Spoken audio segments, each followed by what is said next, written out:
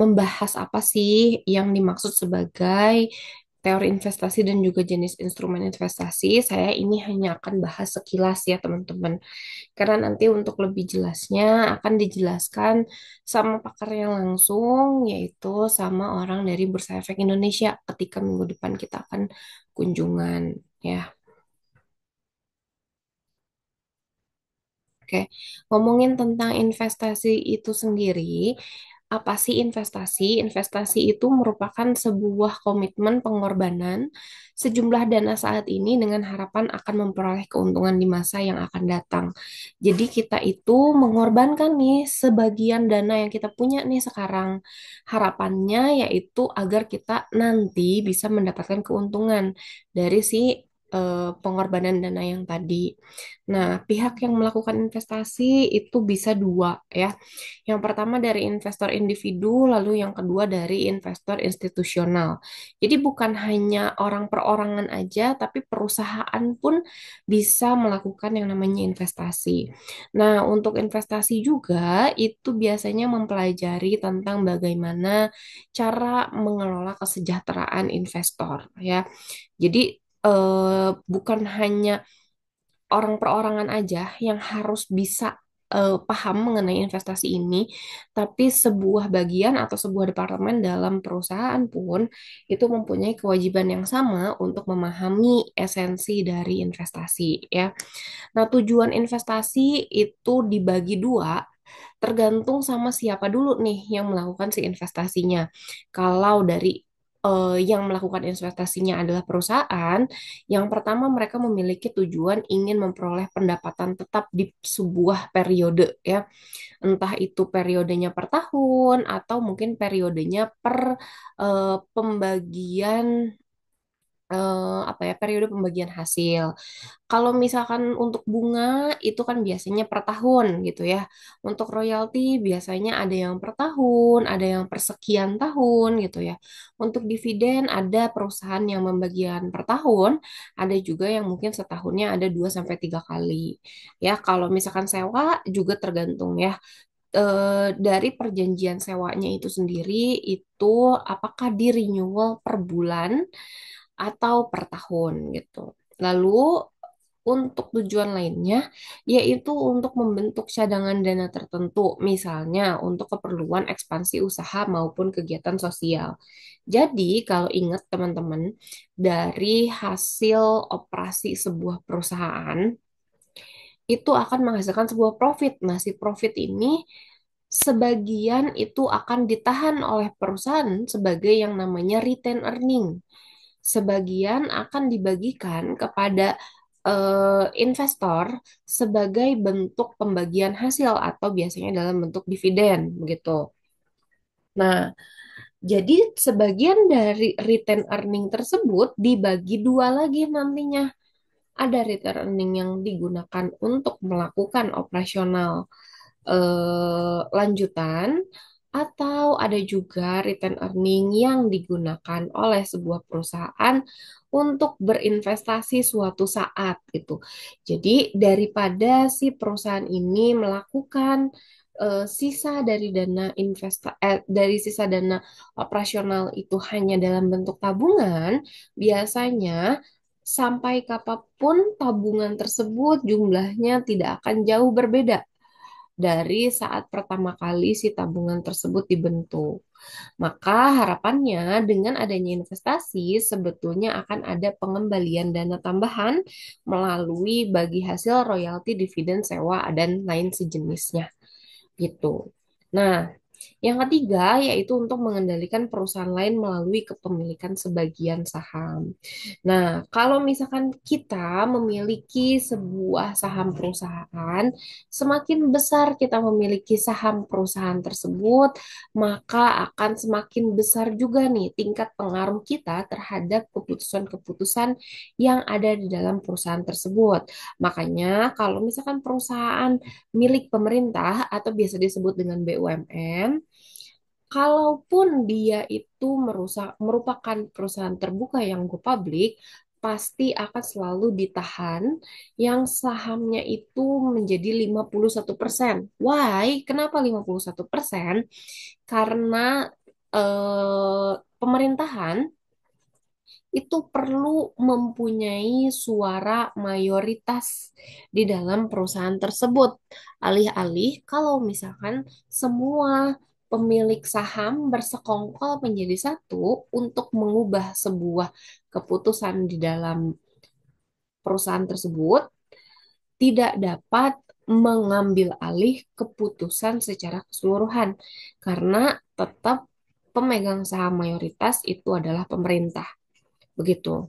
Nah, begitu pun berlaku bagi pemegang saham yang lainnya. Ketika semakin besar mereka mempunyai porsi saham dari perusahaan tertentu, maka semakin besar juga suaranya akan berpengaruh terhadap keputusan pada si perusahaan tersebut. Selanjutnya, yaitu untuk mengurangi tingkat persaingan antar perusahaan-perusahaan yang bergerak di bidang yang sama.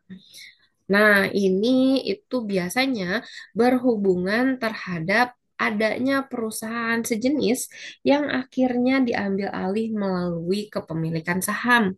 Misalkan seperti PT Telkom dan juga Telkomsel.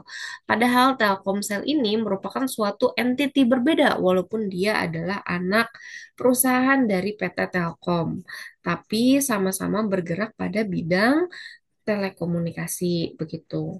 Lalu tadi ada yang kelewat yaitu untuk memastikan ketersediaan bahan baku. Nah, ini biasanya terjadi juga pada praktek yang apa ya bergulir pada kejadian nyatanya gitu ya. Untuk memastikan bahan baku, terutama bahan baku yang memang krusial bagi sebuah perusahaan, maka perusahaan akan membeli sebagian saham dari perusahaan bahan baku tersebut agar mereka mempunyai prioritas utama apabila terjadi kelangkaan bahan baku maupun dari segi kualitas bahan baku yang premium begitu. Seperti halnya Indomie, itu mereka mempunyai sebagian saham dari PT Bogasari, sehingga PT Bogasari harus memastikan kualitasnya dan juga si PT Indomie ini atau Indofood ini mempunyai pengaruh akan apa ya perbaikan quality yang terus-menerus gitu. Selanjutnya yaitu untuk mempertahankan hubungan baik antar perusahaan. Ya ini mah pasti ya. Sering kali biasanya perusahaan itu saling memiliki satu sama lain sahamnya. Misalkan PT Inti memiliki saham di PT Len dan begitu juga sebaliknya. PT Len memiliki saham di PT Inti gitu. Jadi mereka itu saling berkesinambungan begitu. Maka akan lebih mudah bagi kedua perusahaan tersebut dalam menjalin sebuah kerjasama karena merasa memiliki tanggung jawab yang sama. Nah, kalau untuk individu, buat apa sih kita melakukan sebuah investasi? Tentunya yang pertama, ingin untuk mendapatkan kehidupan yang lebih layak di masa yang akan datang, atau biasa disebut sebagai passive income gitu ya. Lalu yang kedua, yaitu untuk mengurangi tekanan inflasi. Kalau misalnya uangnya diantepin gitu aja, sebetulnya uang tersebut akan terus-menerus tergerus ya. Kita mempunyai 10 juta sekarang, tahun depan itu sebetulnya nilainya sudah bukan 10 juta karena sudah dikurangi dengan adanya inflasi. Inflasi di Indonesia ini biasanya kisaran 2 sampai 5% gitu. Katakanlah yang terburuknya ada di angka 5%. Sehingga ketika kita punya uang 10 juta, maka kemudian hari atau tahun depan itu hanya tinggal 9.550.000. Lumayan turun nilainya seharga 50.000 begitu. Tapi kalau misalkan diinvestasikan, pasti kita bisa meminimalisir adanya resiko tersebut. Lalu selanjutnya yaitu untuk memproteksi kekayaan ya. Ini sama sih kayak yang tadi. Kalau misalkan kekayaan hanya disimpan dalam bentuk tabungan, ya mau nggak mau nilainya sebetulnya akan lama-kelamaan tergerus. Tapi kalau misalkan ditaruh di investasi, maka akan terus terproteksi akan inflasi ya. Kenapa sih harus investasi? Sebetulnya ini sering kali ya saya ceritain gitu ya. Seperti pada tahun 1990 pada saat itu beras itu harganya ada di kisaran 675 ya. Lalu beberapa tahun kemudian gitu ya, 30 tahun kemudian beras itu mengalami kenaikan. Kenaikannya ini sekian ribu persen, bahkan ya bukan ratus persen lagi, menjadi 13.000 begitu. Nah, bayangkan nanti keadaannya di 20 tahun yang akan mendatang gitu ya. Di tahun 2040 misalkan. Pasti akan terus-menerus meningkat. Nah, di dolar pun sama ya. Kalau di dolar ini ceritanya katanya pada tahun 1913, $1 ini mampu membeli 30 Hershey's ya. eh Lalu pada tahun 2020 itu ternyata hanya mampu membeli satu McD coffee gitu ya. Nah, kalau dolar aja tergerus, apalagi nih apa kabar tentang rupiah? Yang mana rupiah ini makin lama memang makin melemah terhadap dolar, apalagi mengalami inflasi yang besar-besaran juga ya. Nah, lalu biasanya investasi itu bukan hanya dilakukan oleh perusahaan dan juga individu, bisa juga dilakukan oleh sebuah entitas negara ya. Dalam bentuk apa? Biasanya dalam bentuk membeli barang modal dan juga peralatan produksi dengan tujuan mengganti ataupun menambah jumlah barang modal dalam suatu perekonomian yang nantinya diharapkan dapat memberikan manfaat untuk menghasilkan barang dan jasa yang lebih berkualitas, lebih bermanfaat di masa yang akan datang. Sehingga hal ini dapat menciptakan meningkatnya pertumbuhan ekonomi. Kalau misalnya sebuah negara ini belanjanya di dalam negeri banyaknya, maka semakin meningkat pertumbuhan ekonominya dibandingkan dengan si sebuah negara ini banyak melakukan impor dari negara lain. Makanya ada yang disebut sebagai TKDN. TKDN itu adalah tingkat komposisi dalam negeri, ada angka minimalnya. Jadi ketika kalian nanti mau membuat sebuah proyek gitu ya, itu minimal TKDN-nya dari tahun ke tahun selalu meningkat gitu ya. Kalau nggak salah, terakhir itu ada di angka 12%. Kalian mau buat mobil, membutuhkan apa aja sih? Membutuhkan bautnya, membutuhkan besinya, membutuhkan per, membutuhkan roda, dan lain sebagainya. Nah, 12% dari kelengkapan pada mobil tersebut itu haruslah merupakan barang-barang yang ada di dalam negeri. Jadi nggak boleh kalau misalkan kalian bikin mobil, itu hanya perakitan saja di dalam negeri.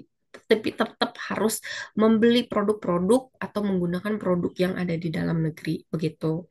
Nah, lalu selanjutnya yaitu untuk menciptakan lapangan kerja. Sorry, bukan lapangan doang di sini ya. Jadi kalau misalkan sebuah negara melakukan sebuah proyek yang ada di Indonesia, tentunya yang akan banyak digunakan yaitu adalah tenaga-tenaga kerja yang ada di Indonesia. Nah, ini sempat rame ya kemarin zamannya Bapak Jokowi gitu ya. Ternyata banyak juga loh proyek-proyek yang disinyalir mayoritas yang apa ya, mempunyai hajatnya gitu ya, ternyata adalah sorry to say bangsa Tiongkok gitu ya. Nah, itu menjadi hal yang disorot pada saat itu gitu. Karena apa? Karena tujuan utamanya yaitu adalah menyerap pengangguran yang ada di Indonesia dan juga menciptakan lapangan kerja. Ya, lalu selanjutnya yaitu untuk mendorong teknologi dan juga inovasi yang ada di dalam Indonesia, memperkuat infrastruktur, meningkatkan pendapatan negara, lalu menumbuhkan sektor-sektor baru, dan selanjutnya menarik investasi asing. Nah, ini menarik juga ya. Jadi, sebetulnya untuk bursa yang ada di Indonesia itu seringkali dibilang mayority investornya itu ternyata masih banyak dari asing. Makanya bursa efek itu lagi gencar-gencarnya nih melakukan literasi investasi, literasi bursa agar menambah investor yang ada di dalam negeri. Kenapa seperti itu? Karena apabila mayoritas yang bermain pada bursa efek kita itu adalah asing, maka apa ya, bisa dibilang bahwa bursa efek kita itu menjadi rentan dipermainkan oleh bangsa asing, atau maksudnya berarti tidak terlalu kuat gitu. Nah, maka dari itu kita sebagai kawula muda gitu ya.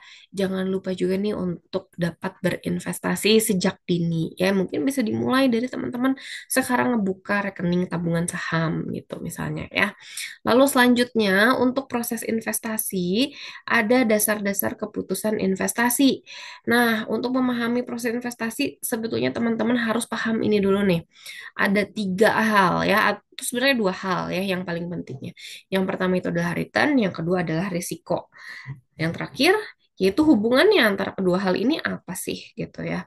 Return sendiri, return itu adalah pengembalian atau imbalan ya atas jasanya investor yang berani menanggung risiko atas investasi yang dilakuinnya. Atau biasanya disebut sebagai rasa terima kasih lah ya gitu, imbalan gitu ya. Nah, return ini gitu biasanya dibagi menjadi dua hal. Yang pertama, bisa dari yield atau komponen return yang mencerminkan aliran kas atau pendapatan yang diperoleh biasanya secara periodik dari sebuah investasi. Biasanya ada sewa ya yang periodik gitu ya. Terus ada dividen gitu ya, ada bunga gitu. Nah, itu semuanya periodik. Itu disebut dengan yield ya. Lalu yang kedua, ada capital gain. Capital gain ini adalah komponen return yang merupakan selisih dari kenaikan maupun penurunan atas dari investasinya. Jadi misalkan gini, saya beli saham nih, Telkom awal tahun kemarin. Saya belinya di harga 2000-an gitu ya. Terus sekarang di bulan Juni harganya itu jadi 3000. Maka ada selisih 1000 kan. Nah, selisih 1000 itu adalah capital gain atau selisih antara harga beli dengan harga jual begitu. Tapi selain daripada itu, yang menariknya kalau dari investasi, saya bukan cuman dapetin keuntungan dari segi si capital gain-nya aja. Tapi saya juga mendapatkan keuntungan dari si dividen yang dibagikan per tahunnya oleh si perusahaan. Nah, biasanya perusahaan-perusahaan itu banyaknya membagikan dividen di awal tahun sampai kepada tengah tahun ya, tapi tidak menutup kemungkinan banyak juga yang di akhir tahun. Kalau misalnya perusahaan membagikan dividennya pada bulan Maret, berarti pada saat saya sedang memegang saham tersebut, maka saya juga akan dibagikan dividen. Jadi saya dapatnya double-double dong, gitu. Nah, cuman jangan lupa, kalau misalnya ada gain, selalu beriringan dengan yang namanya loss ya. Jadi, kadang kita untung, kadang kita rugi ya. Gimana kalau tadi saya belinya 2000, bukannya naik ke 3000 nih di sekarang, tapi turun ke 1500. Maka 500 tersebut merupakan capital loss yang harus saya tanggung dari keputusan investasi saya pada saat itu. Begitu ya. Em, Oke, risiko investasi merupakan ini apa ya, kemungkinan perbedaan antara return aktual yang diterima. Kalau tadi kan biasanya 3000 gitu ya, aktual yang diterimanya dengan return yang diharapkan. Dulu pada saat saya ngambil saham Telkom di bulan Januari, saya berharap saham ini akan naiknya ke 5000 gitu. Tapi ternyata naiknya hanya sampai 3000. Nah, ada selisih di situ. Selisih tersebut merupakan resiko yang harus saya tanggung. Nah, resiko di sini muncul dari adanya ketidakpastian, begitu. Berarti bisa naik, bisa turun. Nah, itulah yang disebut dengan resiko. Nah, sumber-sumber resiko dari sebuah investasi itu ada banyak, ya. Di sini saya list menjadi 9 hal. Yang pertama yaitu adanya risiko suku bunga. Kalau suku bunganya meningkat, pasti orang-orang tidak akan mau untuk berinvestasi, begitu ya. Karena, sorry, kalau suku bunganya meningkat, orang-orang pasti ingin berinvestasi, begitu. Orang-orang semuanya ingin investasi, begitu. Nah, berarti apa nih yang akan terjadi dari sisi risiko investasi begitu. Lalu adanya risiko pasar, risiko inflasi yang fluktuatif gitu ya, risiko bisnis maupun perusahaan di mana tempat saya berinvestasi, risiko regulasi pajak, finansial, likuiditas, nilai tukar mata uang kalau misalkan saya berinvestasi pada apa ya, instrumen investasi di luar negeri, misalkan kripto atau valuta asing, atau saya menanamkan saham di bursa saham luar negeri begitu. Lalu yang kesembilan yaitu adalah risiko negara. Risiko negara ini berhubungan kalau saya investasi di luar negeri, tapi ternyata negara tersebut kena bom gitu ya. Atau misalkan sekarang nih ya, lagi mulai banyak tuh ya gonjang-ganjing, udah bukan lagi Palestina dengan Israel saja, tapi mulai Iran dan Irak terhadap Israel begitu. Nah, kalau misalkan apa kabarnya ketika dulu-dulu saya berinvestasinya di Iran gitu ya. Terus sekarang Iran itu mulai diserang sama Israel. Nah, pasti karena adanya risiko perang di situ, yang mana berarti semakin besar resiko yang terjadi pada negara tersebut, maka si investasi saya pun akan semakin mempunyai risiko begitu. Nah, untuk hubungan risk dan return sendiri di sini selalu berbanding lurus. Maksudnya apa? Semakin tinggi resiko, maka semakin tinggi return. Dan juga sebaliknya, ya, bisa dilihat dari sini. Ketika kita ingin memperoleh imbal hasil, kalau misalnya rendah, maka berarti risikonya pun itu rendah ya. Hmm,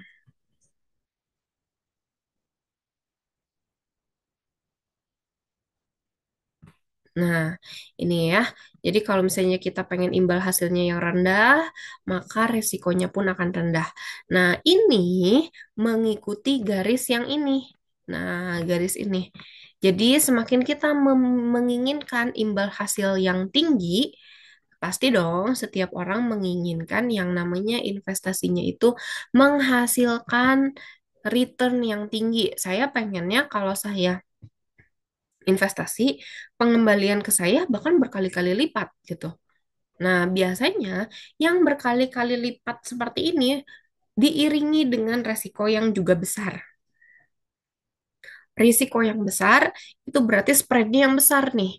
Bisa untungnya setinggi ini, ya, setinggi ini, atau bisa jadi ruginya sedalam ini. Nah, selalu berbanding lurus ya.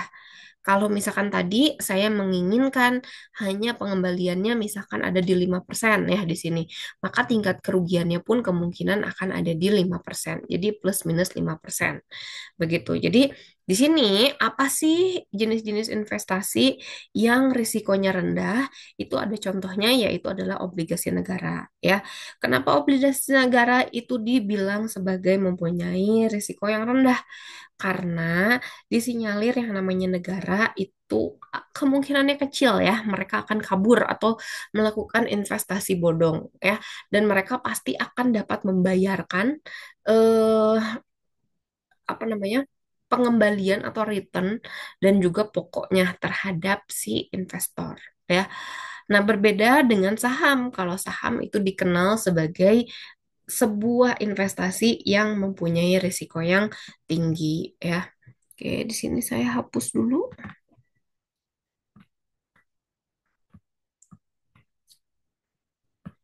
Nah, apa aja sih jenis-jenis investasi gitu ya, sesuai dengan resikonya. Di sini saya memiliki deposito yang memiliki resiko yang rendah, lalu pasar uang yang lumayan rendah juga, ada obligasi pemerintah yang mempunyai risiko yang moderat, obligasi perusahaan, saham komoditi, lalu aset alternatif, aset digital yang mempunyai risiko yang tinggi, lalu selanjutnya yaitu ada kontrak derivatif seperti misalnya future, option, dan juga swap ya. Nah, Bu, kalau yang RF itu apa ya? Kok ada RF? Nah, RF ini adalah singkatan dari risk free atau tingkat minimum resiko gitu. Kenapa bisa ada tingkat minimum resiko? Karena biasanya semua investasi atau yang biasanya disebut sebagai deposito, begitu ya, mereka itu mempunyai risiko yang sangat minimum. Jadi hampir besar kemungkinannya bisa dibayarkan oleh si perusahaan tempat kita berinvestasi. Begitu ya. Lalu selanjutnya, biasanya, series free ini juga berhubungan dengan jumlah inflasi di sebuah negara. Tentunya, ketika kita menginginkan investasi, itu pasti setidak-tidaknya lebih tinggi dibandingkan dengan inflasinya, ya. Nah, lalu selanjutnya ada jenis return. Jenis return itu ada tiga, sorry. Yang pertama ada return realisasi atau realization return gitu ya. Return aktual gitu. Ini adalah return yang sebenar-benarnya telah terjadi dan dihitung berdasarkan data historis. Lalu selanjutnya ada expected return atau yang diharapkan ya, yang diekspektasikan oleh investor di masa yang akan datang. Kayak tadi tuh, saya pada saat nanemin saham saya 2.000, saya pengennya jadi 5.000. Berarti ekspektasi saya itu 5.000 gitu. Nah, terus ada yang disebut sebagai required return atau minimum return yang dipersyaratkan investor. Ya udahlah, saya nggak apa-apa deh nggak dapetin 5.000, tapi enggak-enggaknya saya harus dapetin 2.500 gitu. Berarti si 500 itu adalah return yang dipersyaratkan. Mau nggak mau harus pokoknya segitu gitu ya. Nah, contohnya itu adalah saham ABC naik selama 13%, sebanyak 13% pada tahun 2023. Nah, seorang investor X membeli saham ABC pada awal tahun 2024. Berarti kita ngelihat tuh data historisnya. Dulu naiknya 13%. Maka dia mengharapkan returnnya seenggak-enggaknya sama deh dengan tahun kemarin gitu. Yaitu 13% untuk tahun 2024 ini. Sedangkan required return yang ia persyaratkan yaitu adalah 5%. Seenggak-enggaknya eh, melalui dari angka inflasi deh. Angka inflasi kan biasanya maksimum ada di 5% tuh. Jadi seenggaknya 5% deh saya dapetin gitu ya. Nah, setara dengan yang namanya return deposito tahunan karena daripada saya eh, investasi di saham gitu ya yang nggak tentu, ya udah saya mendingan investasi di deposito tahunan yang udah pasti memberikan saya 5% gitu. Nah, lalu setelah tahun berjalan, ternyata PT ABC terapresiasi atau naiknya itu cuma 10%. Maka investor X menjualnya dengan 10%. Nah, 10% ini adalah realis return atau actual return ya.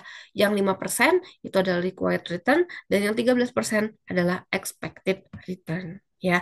Sebentar saya pause dulu sampai di sini ya. Nanti saya lanjutkan kembali ya.